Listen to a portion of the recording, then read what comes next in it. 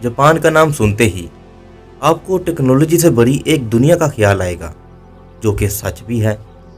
लेकिन आज हम जापान के गांव की ज़िंदगी के बारे में जानेंगे कि आखिर क्यों जापान के गांव की ज़िंदगी ख़त्म होने को है।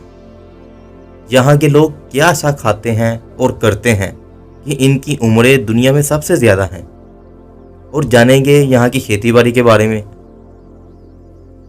तो सबसे पहले बात करते हैं यहाँ की घरों की, जो कि देखने में बहुत ही खूबसूरत, जैसे कि ड्रीम हाउस की तरह लगते हैं। यहाँ घर ज़्यादातर लकड़ी से बनाए जाते हैं, जिनमें टाइल की छतें होती हैं, और इनकी छत सीधी खड़ी होती है क्योंकि सर्दियों में अक्सर अच्छी खासी बर्फबारी होती है, और ऐसी छतों से बर्फ़ या तो पहले ही स्लिप होकर गिर जाती है या फिर इन्हें आसानी से हटाया जाता है।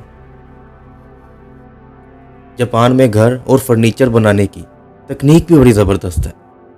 जैसा कि आप अपनी वीडियो में देखें, कुछ इस तरह से लकड़ी को काटा जाता है और एक दूसरे में घुसा दिया जाता है, और ये देखकर बहुत ही सेटिस्फाइंग लगता है।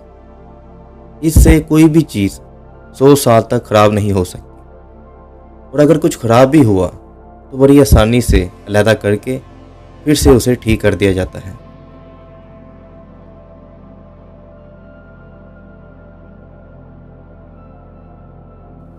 यहाँ के लोग आज भी ज़मीन पर बैठकर सामने एक टेबल रखकर खाना खाते हैं, और सोते भी ज़्यादातर ज़मीन पर ही हैं।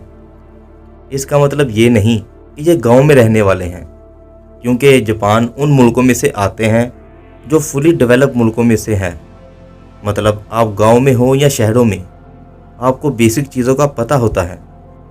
यानी कि आसान अल्फाज में कहा जाए, आपको अपने हकूक़ के बारे में पता होता है।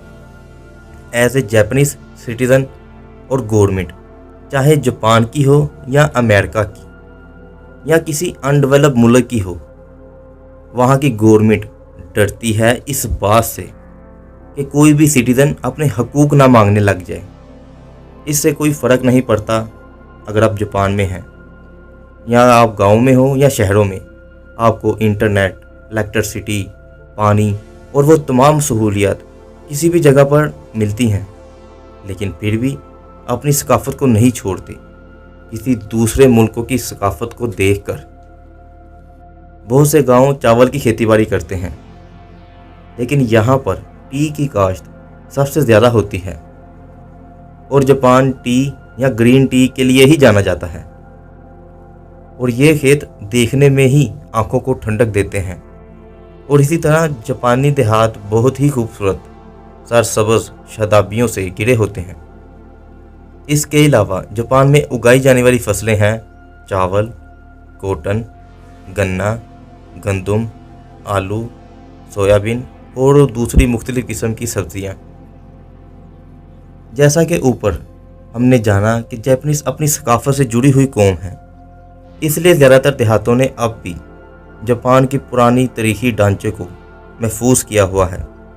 जैसा कि सामुराई के मकानात, जो 200 से लेकर 300 साल पुराने घर हैं, जिनकी ये खूब वक्त बाय वक्त मेंटेनेंस भी करते हैं, और अक्सर इन गांव में घूमने आने वाले टूरिस्ट को रेंट पर देते हैं।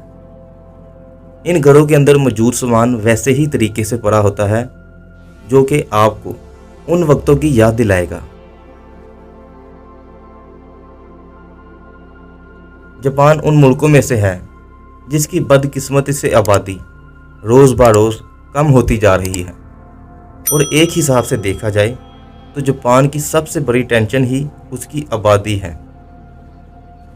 और इसी चीज़ का असर जापान के गांव में भी पड़ रहा है। बहुत से जापान के गांव अबैंडन हो रहे हैं, यानी यहाँ कोई नहीं रहता, और अगर कुछ गांव आबाद हैं तो वहाँ भी यंग जनरेशन ना होने के बराबर है। इसी वजह से जापान में खेतीबाड़ी भी मुतासिर हो रही है, क्योंकि खेतीबाड़ी एक हार्ड वर्किंग काम है, जो कि ज़ाहिरी बात है एक बुरा इंसान करेगा भी तो कितना। इन्हीं चीज़ों के चलते जापान की गवर्नमेंट अपने रिहायशियों को पाकिस्तानी लाखों देने को तैयार है कि आप गांव में रहें ताकि खाली गांव फिर से आबाद हों। लेकिन यंग जनरेशन इस काम में ज़्यादा सीरियस नज़र नहीं आ रही। और जापान के गांव वैसे ही वीरान बाय वीरान होते जा रहे हैं। लेकिन कुछ गांव जहां इतनी खेतीबाड़ी नहीं होती, उन गांव वालों ने अपने घरों को टूरिस्ट डेस्टिनेशन में कन्वर्ट कर लिया है। जैसा कि एक फेमस टूरिस्ट डेस्टिनेशन प्लेस है मियामा। जापान के गांव वाले अपनी खुराक खुद काश्त करते हैं और शायद यही वजह है कि जापानी देहातों के बाशिंदे की उम्रें दुनिया में सबसे ज़्यादा हैं, जो कि अब तक रिकॉर्ड की जाने वाली है 119 साल और 107 दिन तक। गांव वाले पौधे लगाने और कटाई से मुतल्लिक सालाना रसूमात और तकरीबात में हिस्सा लेते हैं। गांव अक्सर रवायती दस्तकारी में भी महारत रखते हैं। दस्तकारी जैसे कि मिट्टी के बर्तन, लकड़ी का काम और दूसरे मुख्तलिफ किस्म के मुश्किल काम।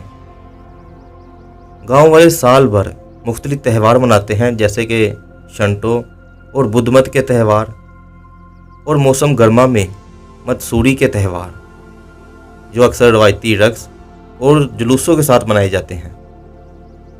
त्यौहारों के दौरान देहाती रवायती लिबास पहनते हैं, जैसा कि योकोटा या हिप्पी कोट।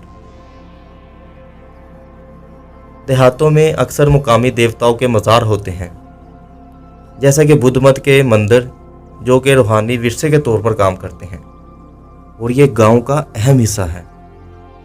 गांव वाले नए साल की बरकत के लिए मज़ारों के दौरों में शिरकत करते हैं, अपने मज़हब के लिहाज से इबादत करते हैं और दुआएं मांगते हैं। साहिलों के करीब रहने वाली कम्युनिटीज़ माहीगीरी के ज़रिए अक्सर समुद्री ग़िज़ाओं का इस्तेमाल करती हैं। माहीगीर बहुत बड़ी तादाद में मछलियों को पकड़ते हैं और इनको मार्केटों में सेल करते हैं, जो कि इनकी आमदनी का बुनियादी ज़रिया है।